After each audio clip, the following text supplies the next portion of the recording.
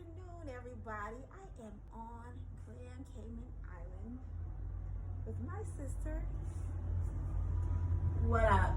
Juanita Joni Sanders. And we just been chilling. Why are you telling people We've been chilling on the friends and family cruise, and it's just been a nice time of relaxation and just being renewed and refreshed, and just seeing God's glory. I'm gonna turn the camera this way, so you can just see the beauty. Look at the blue water. Of the water and just God's glory. We're just having a wonderful time. So, what do you do when you're in between blessings? What do you pray? No. As beautiful Sister Joey said, you pray when you're in between blessings. That's a good answer. We do need to pray because prayer strengthens our faith, also coupled with the word, reading God's word daily to feed our spirit so that we could receive all that God has for us. Because when you're in between blessings, it could be kind of hard. It's like you know what God has promised for your life, but you're waiting on the manifestation of those blessings. And oftentimes in those times is when, as time passes, we begin to lose faith or hope. But Isaiah 40:31 says that they that wait upon the Lord, he will renew your strength. You should mount up as wings of eagles. Run and not be weary, walk and not faint. And that word weary is really something, because a lot of times while we're waiting, we get weary. We get tired of waiting, like, Lord, when? Right. I mean, that's like, I think time could be our worst enemy, like when you're waiting on God Exactly. to do something for you, Time could be our worst enemy, and Satan used time as an object to distract us or shake our faith, in God. So do you want to say anything on that? I just want to say, like, the process of waiting for the next blessing is hard, and you go through your ups and downs. It seems like you could be happy one minute, just believing, with all your might, and then you have those moments like that you get down, like, okay, I'm tired of waiting. You know what I'm saying? So it just seems like you're going back and forth, back and forth. It doesn't mean that, you're not believing in God. It just means that the human side of you that just wants something right when you want it, you know what I'm saying? It's just like, I need this now. But we know that in the spiritual side of us, we know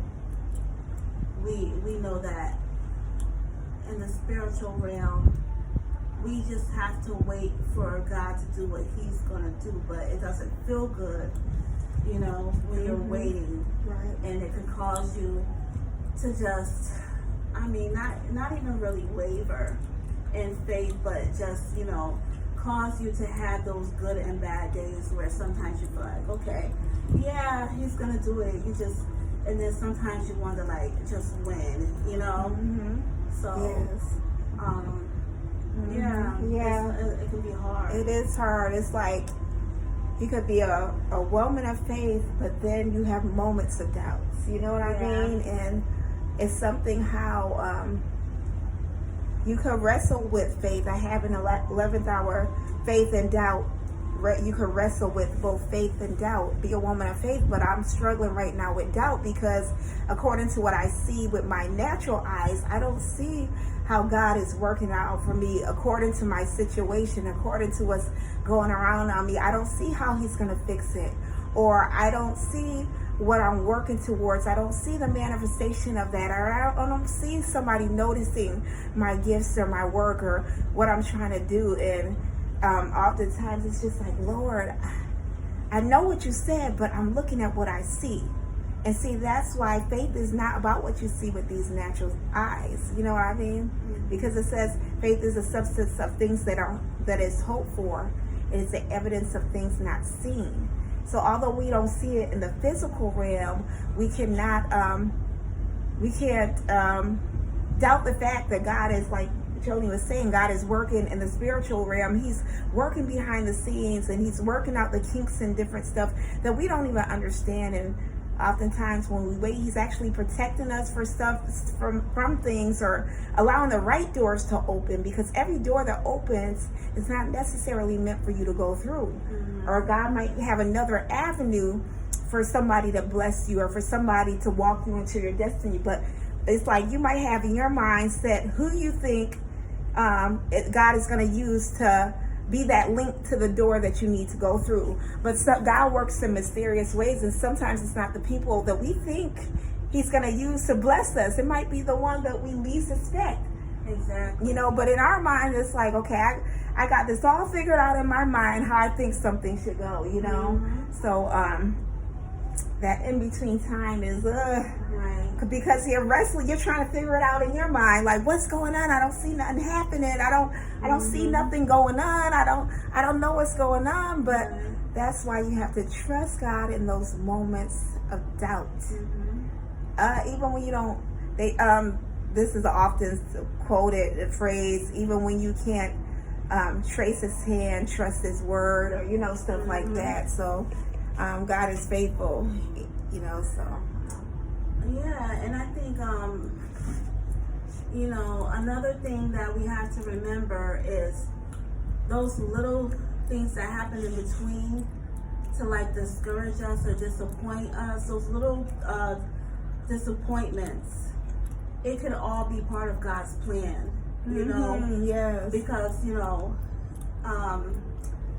something may happen where it can seem like it's something that's negative, but God actually uses those experiences to put the piece of the puzzle together, you know, and that's how I like to see it, pieces of the puzzle. One thing, it could be good and bad pieces, you know, scattered on a table or something, and God uses each piece, whether good or bad, to complete the whole puzzle, to complete the whole thing, to make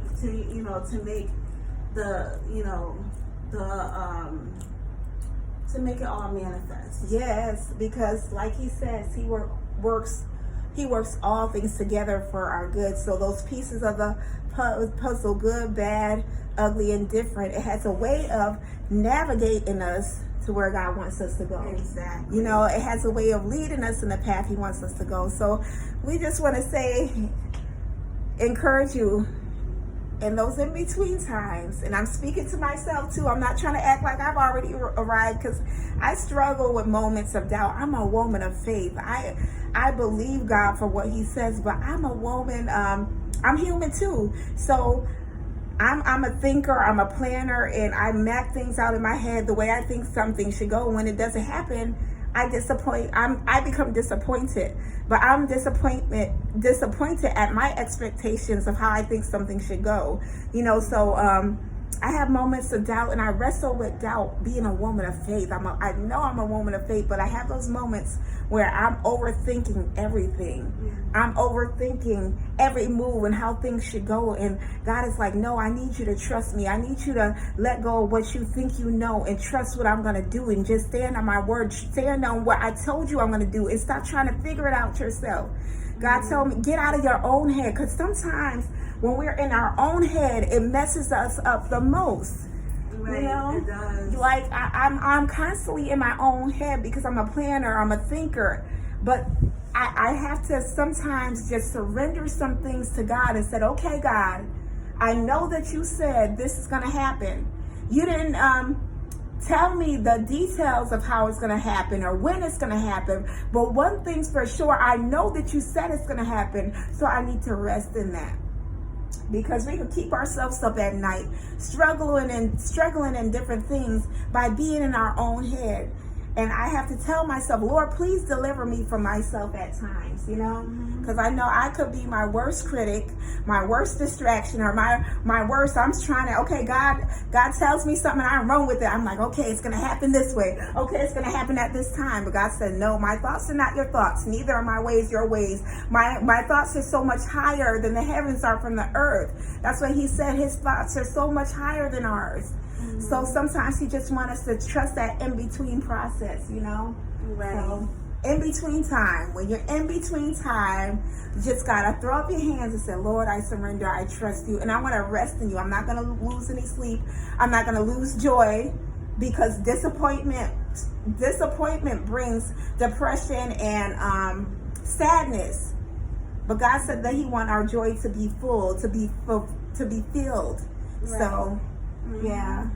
And usually, like, we can upset ourselves so badly and, go through the motions and everything, be crying and just, and usually that's the time right before God does something, a breakthrough comes through. But it's just the devil trying to get us so worked up and upset that we just completely give up. Amen. Because he doesn't want us to see the promises of God. Yes. He wants us to give up before we are to, receive That's right. what God has for us. So yes. I think if we just hold on. I mean, it's easier said than done not to weep in the process, but if we just try to keep the faith and know that God is going to do what he said he was going to do. Yes. And that's just so powerful, knowing, it's not about emotions, it's about knowing. That's why standing in his word is so important.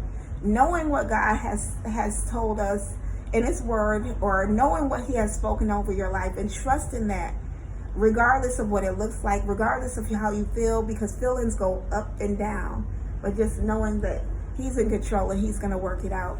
So while in between time, remember, trust God, keep the faith, wait on him, and he will bring it to pass. It's a beautiful day. Look at this. It's a beautiful day. We're on Cayman Island. Got my sister. It's a beautiful day. Drop the phone. Don't drop the phone. Oh, she's afraid I'm going to drop the phone over the water. It's a beautiful day. I'll talk to you later.